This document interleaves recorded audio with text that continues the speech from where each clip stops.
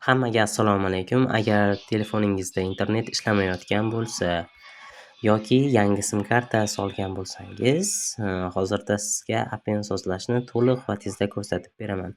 Buning uchun sozlamalar bo'limiga ochamiz, mobil tarmoqlarni tanlaymiz va sozlamoqchi bo'lgan operatorimiz ustiga bosamiz.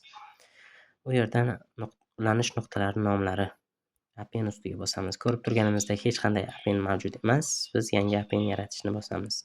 Nomini kiritamiz. APN ustiga ham xuddi shunday qilib kiritamiz. Qolgan sozlamalar esa avtomatik o'zi sozlanadi. Ko'proq ustiga bosib saqlashni bosamiz.